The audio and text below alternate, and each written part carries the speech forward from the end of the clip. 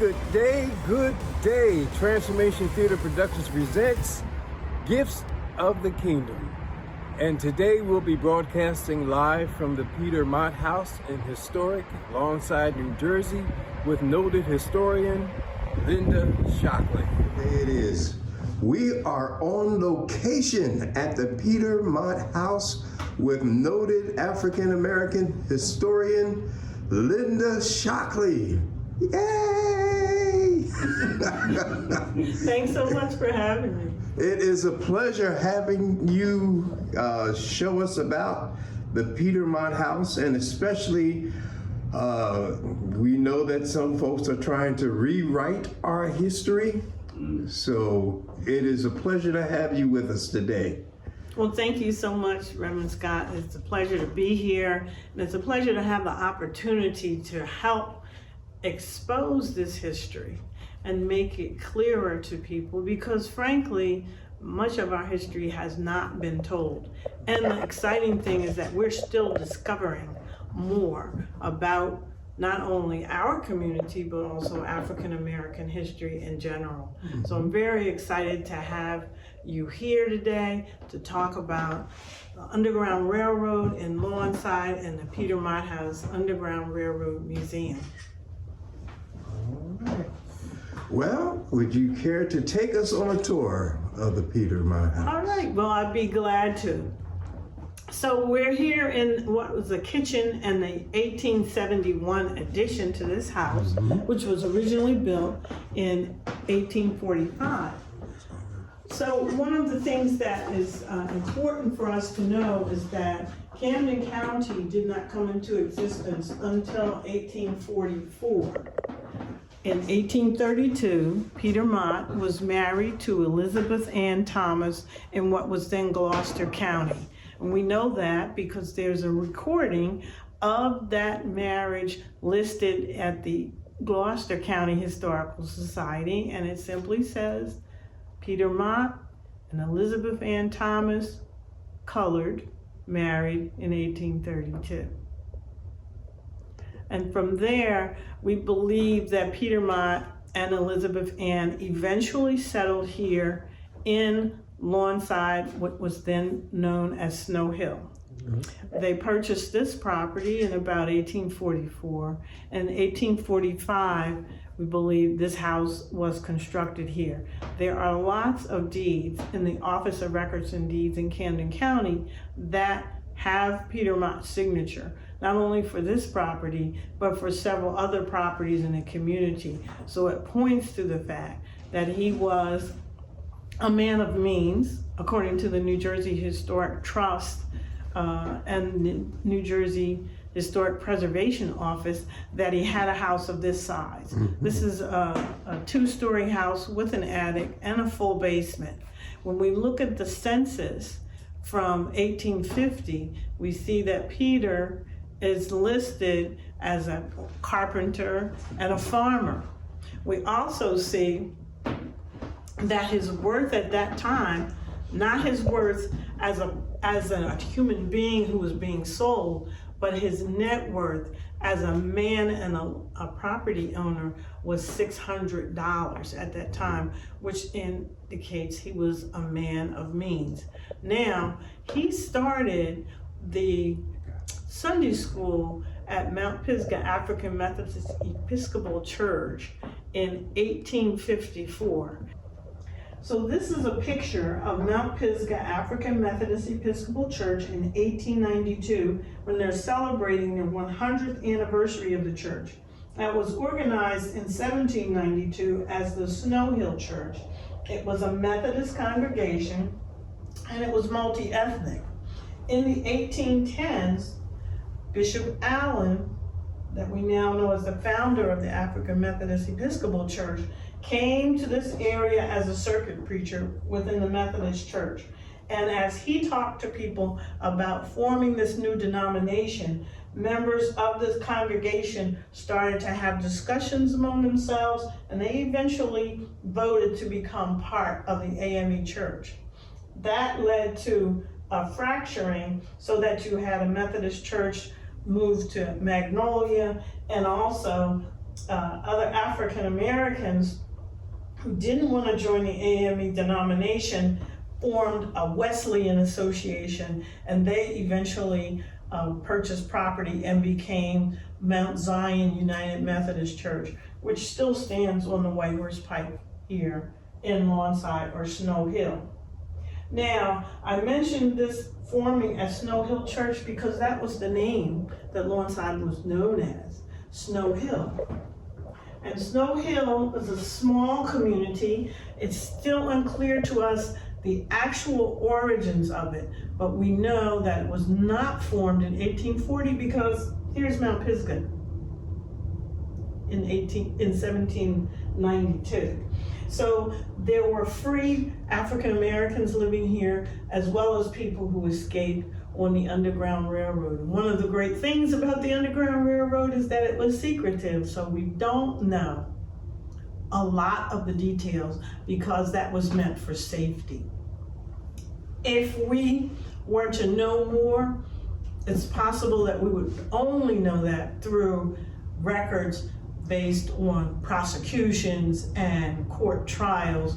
And given a choice of knowing more and from that source of information and knowing that people were able to escape and settle in freedom and live in liberty, it's a better choice in my estimation that we don't know. But we're going to still continue to research and find more information. Now, I want to just point out some things on this map. This map is actually from 1877, and if you look here, there is an indication of Snow Hill. So Snow Hill was the name of this community, and you'll see the names of people who own property, including P. Mott. This is his property. Now you see there's also James Thomas. Across the road we have Thomas Avenue. There's a Watkins, and across the road here we have a Watkins Avenue. This road here is called Long A-Coming Pike. We know it today as the White Horse Pike. There's also Clements Bridge Road, which is still Clements Bridge Road. And then the Blackwood Town Pike that goes through Mount Ephraim, which was the center of the township. And the Blackwood Town Pike is now known as the Black Horse Pike. You see it ends there at Chew's Landing. So this map gives us an idea of who some of the original settlers of Lawnside were. And we know that Peter Mott was instrumental in helping people settle here. As I mentioned, he did sell property to various people, and the streets are currently named for them. But also, our oral tradition says that he took people in his wagon to the Quakers, also known as members of the Society of Friends, in Haddonfield and in Moorestown. And so, many people possibly have Peter Mott to thank. Unfortunately, we don't have written records of Peter. We don't have written records of what Peter was able to do. We have that oral tradition. People also say that they have been told that their great-great-grandmothers and other women in the community assisted Elizabeth Ann by cooking so that she could feed the many people who were being brought here on their way to freedom. So this is a picture of Lawnside members of the Red Cross. These women are standing on the steps of Lawnside School, which is at Warwick Road and Gloucester Avenue. And they were organized into a chapter because of Dr. Roscoe Moore's commitment to the World War I war effort. As I mentioned, Dr. Moore graduated from medical school in 1911. However, he was classified as 4F, and in an effort to contribute to the war effort, he helped organize this chapter of Lawnside women. Many of these women had sons or husbands or nephews or community members who were in the U.S. Army during World War I. And we also have a picture of the men from Lawnside. There were 46 of them who went to serve during World War I. They also stood on the steps of the school, which was a gathering place. But the responsibility of these women were to help make bandages, to sell war bonds, and support the war effort. And that was Dr. Moore's commitment to service. Some of these women were members of his family, and they're members of many of the families that still exist in Lawnside today. So as I mentioned, the community was called Snow Hill. There was a section called Free Haven, which abolitionists helped develop, but the town's name changed in 1907 to Lawnside. And the reason it was called Lawnside is based on a couple of theories. The train that ran from Philadelphia down to the shore stopped at a location near the Lawnton Plantation. Now, Lawnton had a big farm. Right now it would be somewhere near the ShopRite shopping center along Atlantic Avenue. And the conductor would tell people to get off on the Lawnton side, that is the side closest to the plantation. And that was shortened to Lawnside. And so in 1907, the name of the town became Lawnside. So this is a train station. I often show this to people. Folks have seen it and say, oh, I know that's the Magnolia train station. It's not the Magnolia train station. Read the name, it says Lawnside. So like so many other communities that had train stations, we actually had a train station as well. It no longer exists, as in Haddonfield, Magnolia, and Audubon, but this was a picture that was given to us by the Railroad Association of Delaware Valley in New Jersey. So one of the things that we're very thankful for is the many people in the community who've shared information and artifacts with the society. The tools that you're seeing and some of the furnishings that we have here have come from the family of Dr. Roscoe Moore, who was not only our school doctor, but he was also an archivist. Dr. Moore began practicing medicine in 1911 after graduating from Meharry Medical School, and he was also the school doctor at Lawnside Public School. So one of the first things that we were exposed to in February of each year is that he would come out of his office, and instead of administering vaccines to us, he would tell us about the history of Lawnside and what it was like to practice medicine here in the days of driving a horse and buggy around the community. He talked about people paying him with apples and potatoes and chickens in order to pay him for his medical services. And he also talked about the origins of the community and his family history, which extended 250 years. So he was a great note taker and one who took care and concern that the next generation would understand the history. So we're very fortunate, and we have a lot of documents based on the correspondences that he's collected, and also from his cousin Charles Smiley's book, A True Story of Lawnside, that was published in 1921. But I am actually holding a tool. If somebody knows what this is and is familiar with it, it's very important to carpenters of that period. And there's more than one. So these are called planes, and this is what you would use to level out wood in the construction trade as a carpenter. It has a blade in it, and you can adjust it. Nowadays, you'll probably see something with lasers that do this kind of work for you. But this actually belonged to Spencer Seymour, who was the doctor's father. And interestingly enough, he was the son of Levis Moore, who was a trustee of Mount Pisgah AME Church, where Peter Mott was the Sunday school superintendent. And not only that, Levis Moore was also a neighbor of Peter Mott, and eventually bought this property in 1879, just 2 years before Peter Mott died. So we actually have this plane, this carpenter's tool that belonged to Spencer. We have another one.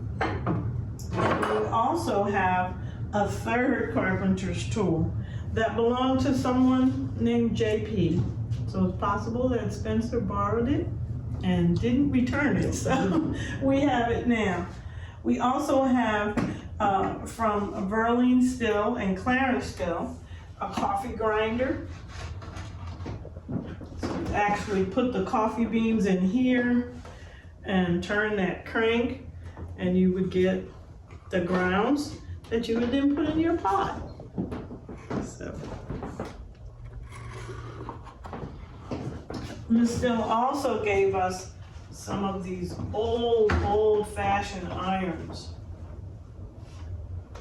So these were very heavy, and I'm told by people that frequented this house that there was a potbelly stove that extended from the chimney, and that you could place something like this on a hot stove, and when it got good and hot, you could then press your clothes with it. And there were actually 2 of these iron pieces, and so you could detach the handle and put another one on the stove and then continue ironing. So you had to be pretty strong too. And a lot of us, I mean, you may have seen people using these. I won't say a lot of us, but people of a certain age may have seen folks using these, and they would sometimes wrap a cloth around it, like a pot holder, to keep their hands from getting burned, because these could get pretty hot. So we're standing at the exterior wall of the original house. This is where the chimney would have been located, well, is located, and this side of the house comprised the rooms set one upon another. At some point in 1870, Peter built this kitchen area, and we're thinking that he also created the cabinet that is in the corner, and perhaps at Elizabeth's request, so that she wasn't cooking over a hearth anymore in a single room, or even outside, as many times people did cook outside in those days. Now, if we were to come back through this area, we would see that this was part of the original house. The door frames are relatively low. People were smaller in those days. And if we come through, we can look up here and see that there is a tread for the circular stair. If we were able to go up to the second floor, we would see that there's another board and batten door, and it opens onto another circular staircase that takes us up to the very attic. This area right here is the door frame that takes us into what was earlier the parlor and continues to be the parlor.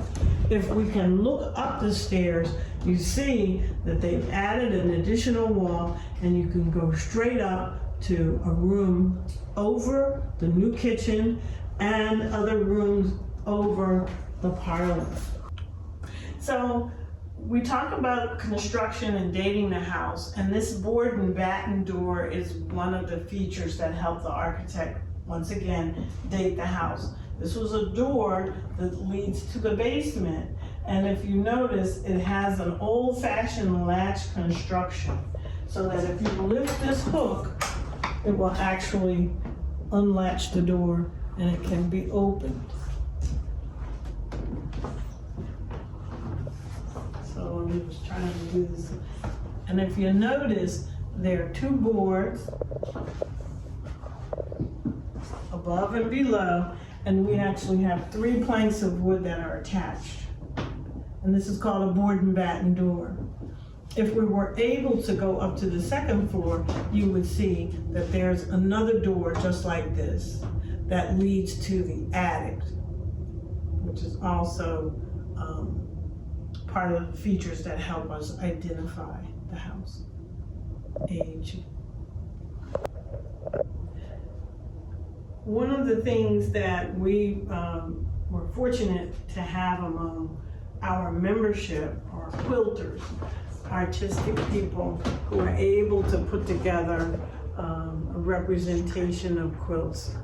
And this is a quilt that was made by our Vice President, C. Joyce Fowler, who found this Underground Railroad fabric online and decided that she wanted to make a quilt for the Historical Society with the representation of the Underground Railroad and the escape routes that many people follow. So this is a sign that was placed courtesy of the New Jersey Historic Trust and Hammond County History Alliance. It tells the story of Lawnside in a capsule fashion.